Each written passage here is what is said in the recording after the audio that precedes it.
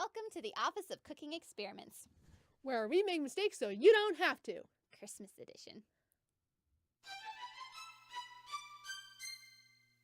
Christmas is a beautiful spiritual season that happens to be easily ruined by stress.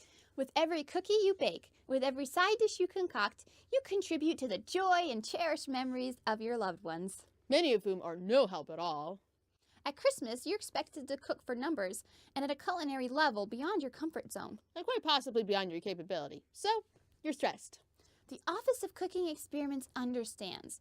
The Office of Cooking Experiments has been there. When it first observed that the world is separated between those who cook on holidays and those who watch football, it resolved to cut its own cable line.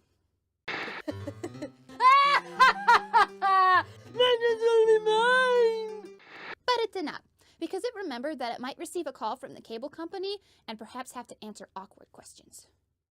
Was the cutting of our cable an accident, or should we call out for a warrant?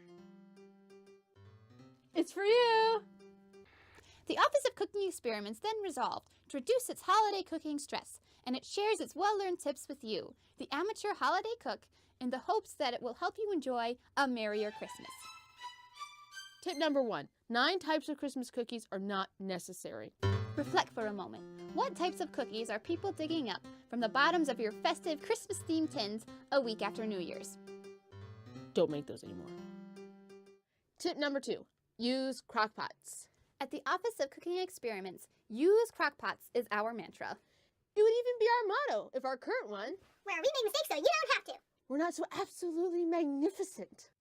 It is ideal that, at Christmas dinner, there be dishes of unusual number and complexity, and that they all be done at more or less the same time. Use crockpots. With crockpots, dishes can be done hours apart and served at the same time, hot, with minimal braining. Amateur cook, crockpots are your heroes. Definition of hero: one who is admired or idealized for courage, outstanding achievements, or noble qualities. Tip number 3. Count the number of burners on your stove and add the oven. This is the upper limit of dishes to make for Christmas dinner, even if you use crockpots. Tip number 4. Measure the spices carefully. We mean this literally, since many dishes are sadly sensitive to generous amounts of, say, cumin or red pepper, but also figuratively.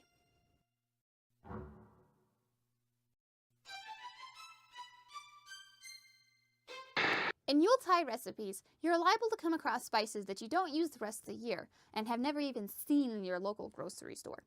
Measure the likely contribution of these spices to your Christmas joy and decide whether it is worth an excursion to the store. We recommend cloves, but not fennel. We can't even define cardamom.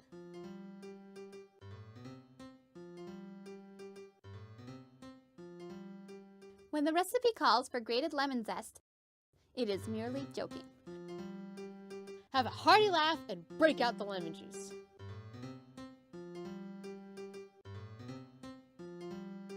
Tip number 5. There are many, many different ways of decorating a Christmas cookie. Some regard sprinkles as a necessity.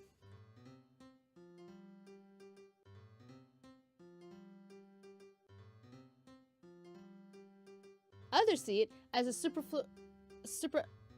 non-necessity. Some prefer the Dunkin' Done method.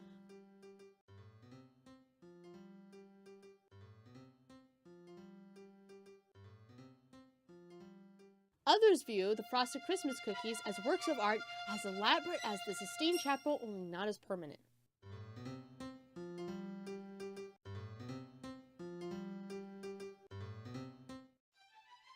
Which method is the best? Whichever method isn't yours. Trust us and let everyone, including 4-year-olds, frost as many cookies as they want in whatever way they want. Yes, amateur holiday cooks, there are many ways to reduce your level of stress this Christmas season. And one of them is by getting other people to cook for you. It makes them feel useful. It's a gift. 'Tis the season. Christmas is, after all, a time of warmth and charity, and of all the faces that charity wears, cooking is not always the least. It's at the way top. We did our research. And with that, go forth, cooks of America. And have a very Merry Christmas.